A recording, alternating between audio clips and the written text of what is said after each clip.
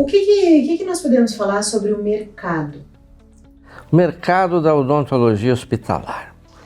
Você veja, a gente tem que começar pela estatística.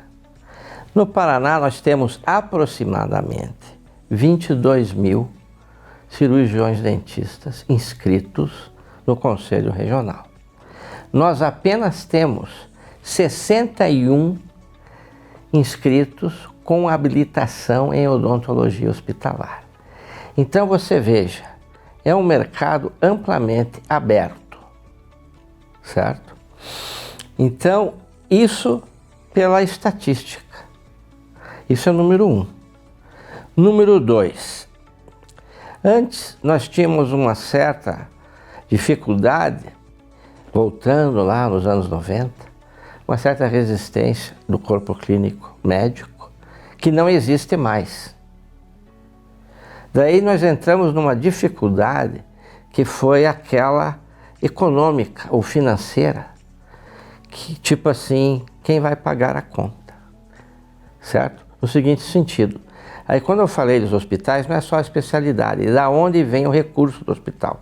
Se é um hospital público, vai contratar um cirurgião dentista concursado, certo? A maioria dos hospitais particulares não vai haver contratação, e sim, você provavelmente vai ter que fazer uma firma de prestação de serviço odontológico, que é o que normalmente ocorre por causa das leis trabalhistas, certo? Isso é importante dizer que os médicos também são chamados a fazer isto. E a outra é o seguinte, você pega um hospital que 80% dos pacientes são assegurados de um plano de saúde, ou de diversos planos de saúde, mas 80% é plano de saúde. Se o plano de saúde cobre o procedimento, você é bem-vindo, vamos dizer, você tem um orçamento para aquilo. Se o plano de saúde não cobre, daí você entra como aconteceu, mesmo na pandemia, por exemplo, na questão de fono. Fica eletivo, você quer ou não a fono, para a tua reabilitação já começar já na UTI, quando você tira, é desentubado, mas ainda está com a tráqueo, sabe? Ou na enfermaria, tipo assim, antes de você receber alta, você já começa com a fono, mas não é obrigatório, eles perguntam para você. E aí tem um custo. A mesma coisa às vezes acontece com o cirurgião dentista. Então existem diferentes realidades, porém, é bom salientar aqui, principalmente para quem se interessa. Eu vejo, por exemplo, profissionais jovens, formados, já com uma especialização e quer fazer habilitação em odontologia hospitalar, e deve.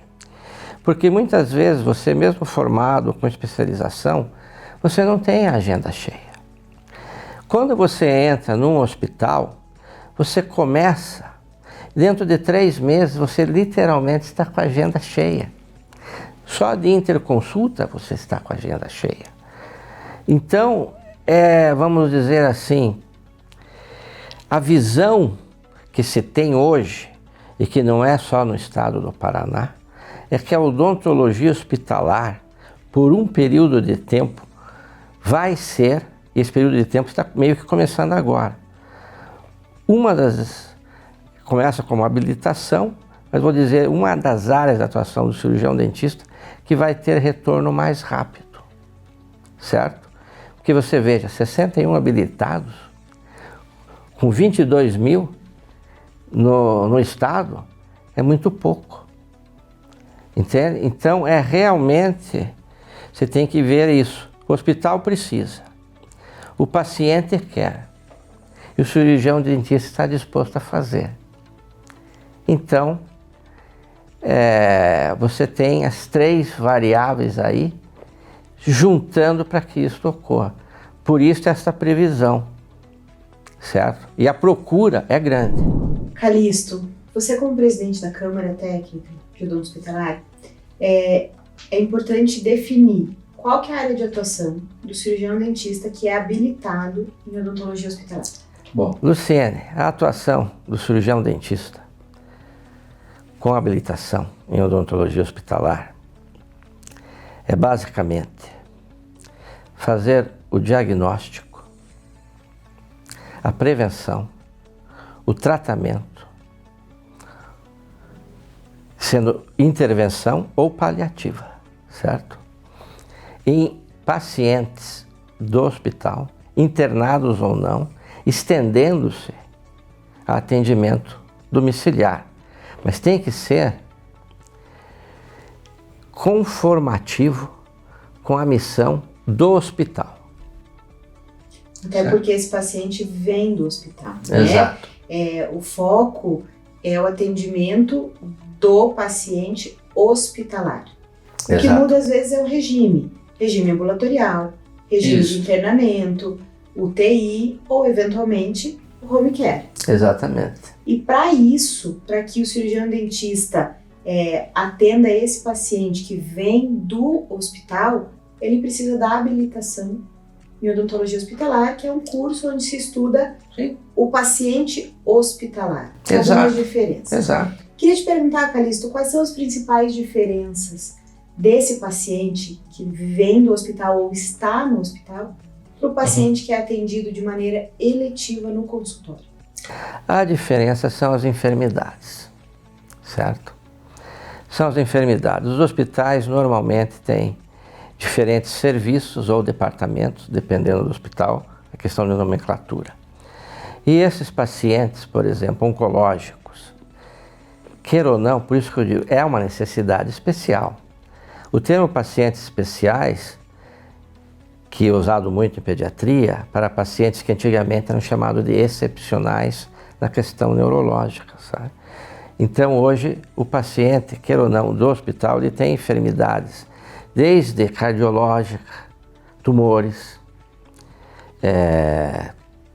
disfunção renal, problemas cardíacos, certo? E é bom também dizer que às vezes nós recebemos e é encaminhado para o serviço de odontologia hospitalar colegas que estão em consultório que se defrontam com uma enfermidade que às vezes não é tão comum. Então eles já imaginam que mandando para o hospital nós vamos resolver ou pelo menos fazer o diagnóstico. Porque você no hospital tem patologia, você tem exame de imagens, entendeu? Em patologia bucal sempre caía a síndrome da costela bífida. Eu só vi uma vez em hospital e não foi interconsulta do hospital. Foi de uma clínica de odontologia que num exame de rotina radiológico pediram uma panorâmica para ser instalado um aparelho ortodôntico. Daí o laudo foi síndrome da costela bífida. Na hora me mandaram o paciente para o hospital. E o cirurgião dentista falando, olha, eu não sei o que fazer com esse paciente. Ele simplesmente veio pôr um aparelho de dente, um rapaz de 17 anos ou menos, e falar, de repente ele está com uma patologia que assusta, e assusta. Porque dali, ele inclusive estudando a patologia, ela pode comprometer outros ossos, então vá para o hospital. Não sei se você está me entendendo. Então o hospital tem dentro do profissional e da sociedade esse conceito, patologias mais complexas. O certo seria isso, patologias ou enfermidades mais complexas. Procure um hospital. Sabe? Até os nossos colegas fazem isso. E não é colega de consultório, colega de clínica, onde tinham várias especialidades, vá para tal hospital. Calixto, esse bate-papo de odontologia hospitalar foi muito importante. Nós revisamos aqui a atuação do habilitado em odontologia hospitalar. Nós revisamos a relação de trabalho que esse profissional pode ter com outros cirurgiões dentistas que trabalham dentro do hospital, como o cirurgião bucomaxilofacial, o especialista em pacientes com necessidades especiais, o especialista em odontopediatria. Nós também falamos aqui de alguns exemplos de atuação em pacientes internados, em pacientes de consultório hospitalar e de pacientes de Covid.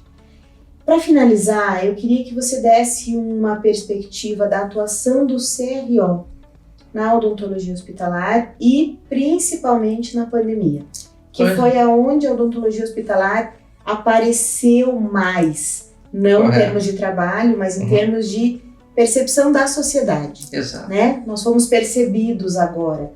Como que o CRO atuou em tudo isso? Tá. Eu quero dizer que, estando aqui, como já falei, há 7 anos, eu vejo que o CRO Paraná, ele sempre foi um dos líderes na odontologia hospitalar do país. Estou lhe dizendo isso porque eu já participei de vários encontros em vários estados e com colegas em vários estados da União, sempre tem o CRO Paraná como referência, certo? E sempre promovendo a odontologia hospitalar, sempre brigando pela odontologia hospitalar, ou seja, em favor do cirurgião dentista. O que acontece? O CRO, você falou da pandemia, para mim está de parabéns, porque eu não esperava na pandemia que o Conselho fosse tão atuante quanto ele foi. Junto à Secretaria de Saúde, junto à Câmara de Comércio, certo? Porque às vezes fechava, aquele lockdown, etc. Junto ao fornecimento de EPIs, para quem não sabe, não é? Equipamento de proteção individual do cirurgião dentista, porque é óbvio que haveria uma diferença de preço. Então, o Conselho Regional, o nosso Conselho, foi, na minha visão, está de parabéns. Isso não porque eu sou presidente da Câmara Técnica, certo? Porque eu não sou do Conselho, eu sou da Câmara Técnica. Então, é o seguinte, o trabalho nos bastidores foi desenvolvido realmente numa velocidade que era necessária, certo? Que eu digo junto a autoridades, e eu gostaria aqui de convidar os cirurgiões dentistas a participarem mais e usarem mais o Conselho Regional de Odontologia, porque eles têm uma ideia de que, por exemplo, paga uma anuidade e o Conselho não faz nada. Não é verdade. O que o Conselho faz? Não é verdade. Não é que, veja, através do CRO Play, por exemplo, você está divulgando informações, é estadual, mas nós estamos aqui divulgando informações para quem tem interesse, certo? Então, o cirurgião dentista tem que se interessar e o Conselho está sempre aberto. Por isso o lema, você nunca está sozinho. É um lema do Conselho Regional de Odontologia aos profissionais, ao cirurgião dentista. Você não está sozinho, certo? Então eu gostaria realmente de convidar o cirurgião dentista a vir até o CRO e parabenizar o trabalho do Conselho Regional de Odontologia do Estado nesses 2 anos de pandemia. E esperamos que, primeiro, a pandemia acabe, e se não acabar, nós vamos ter que conviver com ela, né, Luciana? Seja em hospital, seja em shopping center, seja no consultório, nós vamos ter que conviver. Então, eu quero dizer o seguinte, graças a Deus o Conselho existe e nós estamos muito bem representados. Eu queria agradecer a Luciene pelo seu tempo de vir até aqui, né? E agradecer a oportunidade ao CRO Play de a gente poder conversar sobre odontologia hospitalar, que foi en passant, e que daí assuntos específicos, né? Por exemplo, de oncologia, de traumatologia, quer dizer, todos esses assuntos específicos de laser, cirúrgico, terapêutico, daí em forma de palestras, para quem tem interesse, aí serão desenvolvidos posteriormente. Eu aqui agradeço também ao pessoal da comunicação, né, que tornou isso possível, certo? Meu muito obrigado a todos que nos assistiram até agora. E não esqueçam daí de deixar um like e compartilhar.